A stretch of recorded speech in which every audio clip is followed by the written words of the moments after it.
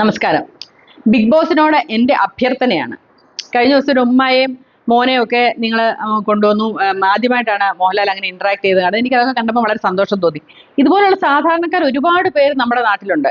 ഇതുപോലെ അനീഷിനെ പോലെ കഴിവുള്ള ഒരുപാട് പേരുണ്ട്. അവർക്ക് ചിലപ്പോൾ അപ്ലൈ ചെയ്യുന്നവർ അതിൽ ഒരുപാട് പേര് കാണും. അവരൊന്നും ഒരാളെ രണ്ടാളെ എടുക്കുന്നതിന് പകരം ഇതുപോലെ 10 പേരുണ്ടെങ്കിൽ 50-50 ആക്കി എടുക്കും കോമഡേഴ്സിനെ.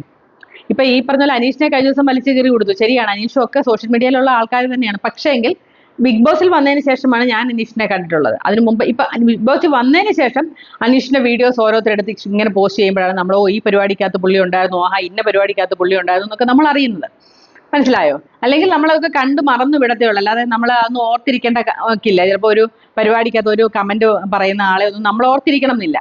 അപ്പം ഈ പറഞ്ഞ പോലെ ഇതുപോലെ റീൽസ് ചെയ്യുന്ന എത്രയോ ആൾക്കാരുണ്ട്. നമ്മൾ അവരുടെ എത്ര പേരുടെ മുഖം ഓർത്തിരിക്കും? എപ്പോഴും ഒന്നും കാണാത്ത മുഖങ്ങളൊന്നും നമ്മൾ ഓർത്തിരിക്കും. അതുകൊണ്ട് അനീഷിനെ ഞാൻ ഈ പരിപാടിക്കാണ് ആദ്യമായിട്ട് കാണുന്നത്. മറ്റുള്ളവരെയൊക്കെ എപ്പോഴൊക്കെയോ കണ്ടു മറന്നവർ തന്നെയാണ്.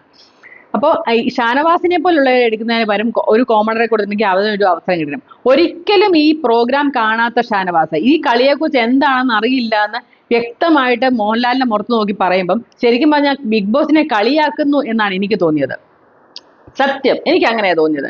ഞാൻ ഇതുവരെ കണ്ടിട്ടില്ല ബലാലേട്ടാ. എനിക്കിതെന്താണെന്ന് അറിയത്തില്ല. സീക്രട്ട് ടാസ്ക് എന്നാന്ന് അറിയത്തില്ല. അതുപോലെ തന്നെ അത് മോഹൻലാൽ പറഞ്ഞത് എനിക്ക് പോലും മനസ്സിലാകുന്നില്ല. എന്താണ്ട് അഴുക്ക് വേർഡ്സ് വരുമ്പോൾ അത് തന്നെ എന്തോ അത് പറയുന്നേ എനിക്ക് മനസ്സിലാകുന്നില്ല. ഷാനവാസ് എന്തറിഞ്ഞിട്ടാണ് ഇവിടെ വന്നിരിക്കുന്നത് എനിക്ക് മനസ്സിലാകുന്നില്ല. പുള്ളിയുടെ അഭിനയ പാഠവം തെളിയിക്കാൻ വേണ്ടി ഇപ്പം അനീഷ് പറയുന്നു എനിക്ക് എന്നെ 10 ആൾക്കാർ അറിയണം, എന്റെ പുസ്തകങ്ങൾ വിറ്റുപോകണം, അതിനുവേണ്ടിയാണ് അനീഷ് വന്നിരിക്കുന്നത്. അതേപോലെ തന്നെ ഷാനവാസിന്റെ അഭിനയ പാഠവം കാണിക്കണം, അതിനു വേണ്ടിയിട്ട് ഷാനവാസ് മടക്കി കൊടുത്ത് മീശ ചുരുട്ടി നടക്കുന്നു.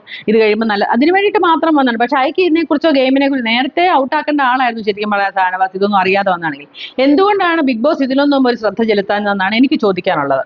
കാരണം ഇതൊക്കെ ശ്രദ്ധ ചെലുത്തണ്ടേ? ഇങ്ങനെ ഇത് കണ്ടിട്ടുള്ള ഒരാളാണോ, ഇതിലെ കളി അറിയാവുന്ന ആളാണോ എന്നൊക്കെ ചോദിക്കണ്ടേ ഇന്റർവ്യൂ സമയത്ത്?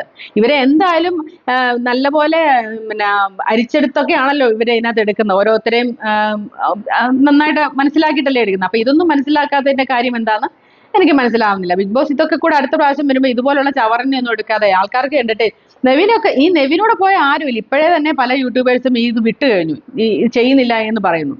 അങ്ങനെയൊക്കെ ആണെങ്കിൽ ഇങ്ങനെ പോയാൽ വളരെ ബുദ്ധിമുട്ടാണ്. അതേപോലെ തന്നെ ഇങ്ങനെയുള്ള കീടങ്ങളെയൊക്കെ നേരത്തെ ഔട്ടാക്കി കളയണം. വെറുതെ പിടിച്ചു നിർത്തേണ്ട കാര്യമൊന്നുമില്ല. ജിസേലിനൊക്കെ വിട്ട സമയത്ത് ഷാനവാസിനൊക്കെ വിടണ്ടായിരുന്നു ശരിക്കും പറഞ്ഞാൽ. ഒന്നുമില്ല, അനുമോക്ക് ഒരു കണ്ടന്റ് കിട്ടിയേനെ.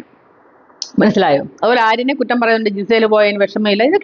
ഇതൊക്കെ സിമ്പിൾ ആയിട്ടുള്ള കാര്യങ്ങളാണ്. ശരിക്കും ഷാനവാസ് നിൽക്കാൻ ഒട്ടും യോഗ്യനല്ല ഇതിനകത്ത്. ഷാനവാസ് ഒരിക്കലും ഈ ബിഗ് ബോസിൽ ഇരിക്കാൻ യോഗ്യനല്ല എന്ന് തന്നെയാണ് എൻ്റെ അഭിപ്രായം. കാരണം ഇതുവരെ ഇത് കാണാത്ത ഇയാളെ ഇതിനകത്ത് ഇപ്പോഴും 10-70 ദിവസമായിട്ടും ഗെയിം അറിയാത്ത ഇയാൾ എന്തിനാ അവിടെ നിന്നിട്ട്? നിങ്ങൾ പറ.